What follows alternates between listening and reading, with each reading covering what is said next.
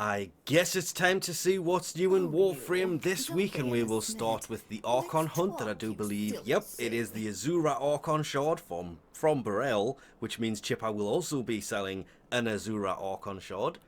Extermination mission, then defense mission, then the showdown with Burrell for the Archon Shard, and a chance to get a Tau Forged one, which can always be pretty useful. For normal Duviri circuit, for a frame, we have a choice of Gora, Korra, or Revenant parts. On the Steel Path Duviri circuit for the Incarnate Genesis devices, we have the Bow, Latron, Furus, Furax, or Strun, if of course you have completed all of these. You can get Riven mods instead, being Rifle, Pistol, or Melee. And even if you don't want them, you can just do the first 5 rounds, if you want to call it that. 5 levels, and get 20,000 Kuva. For Nightwave, there is of course the usual permanent weeklies of kill 500 enemies, complete 15 missions, and kill 30 Xmas. Other normal bounties, complete 1 sortie, that's quite an easy one, and activate 3 Requiem obelisks on Deimos. Elite acts, unlock 10 relics, any relics, just 10 of them, can be the low level ones or the high level ones, and defeat the Worm and Steel Path. That's actually, it does say Steel Path. I'm now just noticing that. Okay, still fairly easy. Just set it to public. Should theoretically be fine.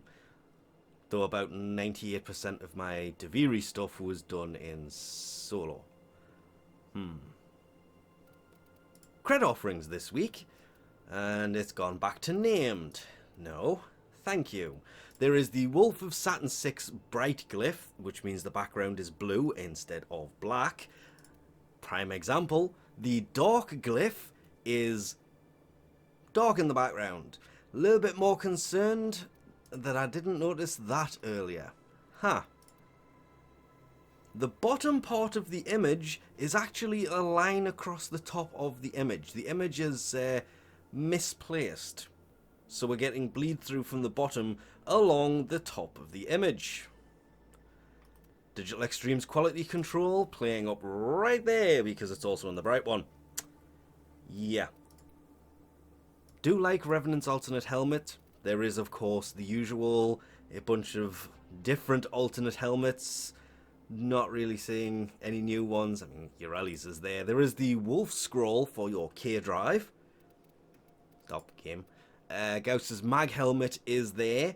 There is the Grakata Augment, Aura Wise, Rifle Scavenger, Energy Siphon, Sniper Scavenger, and Rifle Amp. Rifle Amp, if you don't have it, can actually be really useful since Squad receives the bonus now, rather than it just being you. Still don't know if it was actually just you beforehand, or if it did stack for everybody. I cannot remember. There is the Merlock Desert Camo Skin Blueprint, the Atarax Desert Camo Skin Blueprint, the Heat Dagger Blueprint to build the actual Heat Dagger melee weapon. Same goes with the Ceramic Dagger. This is the blueprint to build the actual melee weapon. Grohl's Kubradon Floof, the Plasma Sword as well. Really sucks we never got a dual wielding Plasma Sword. They had the opportunity. Take 2 of these, just make a blueprint to combine them. Done. Why does that also say I have 2 blueprints, not 2 built ones? That makes a lot more sense. The Saturn 6 Capturacine, actually being able to go in and have a look around the prison's kind of a little bit strange. There is the Plink's Shock Camo Skin Blueprint, Nightwave Sigil, Sigil being the bit that goes on the chest, or it can also go on your back. Wow, I still have the Red Veil one on there. That's not needed anymore.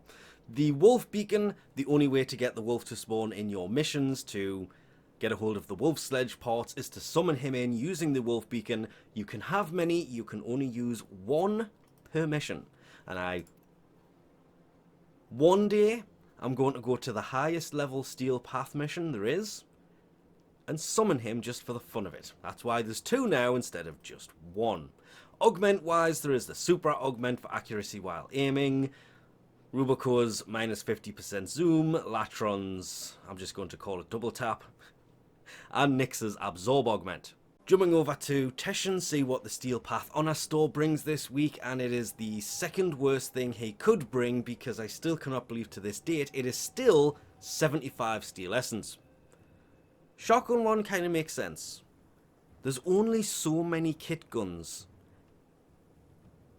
and it's not worth 75 Steel Essence for one of these. You could quite literally buy this mod, because it is tradable, and trade it to somebody who has a kit gun Riven mod, so you've only used 35 Steel Essence instead of 75. Don't know why to this date, they have still not reduced the price of the kit gun and the Zor Rivens. There's only so many Zors, and there's only so many kit guns.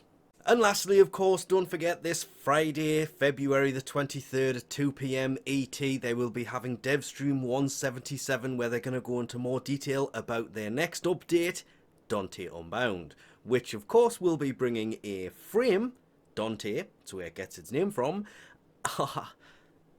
Incarnon weaponry, with built-in Incarnon. You don't have to upgrade a weapon to do it, which I'm kind of looking forward to, depending on how they do it, and everything, let's call it the Entrati expansion related, and so much more, as well as an Aron Shard drop, and hopefully they do address the really poorly balanced Aron fusion system they are talking about bringing. That of course coming sometime in March.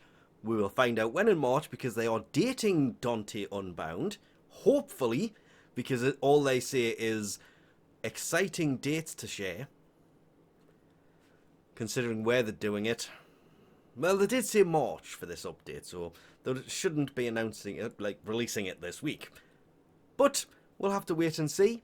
This coming Friday, the 23rd of February at 2 PM ET. And with that, we'll leave this off. Yeah, thanks for watching, and I'll catch you next time.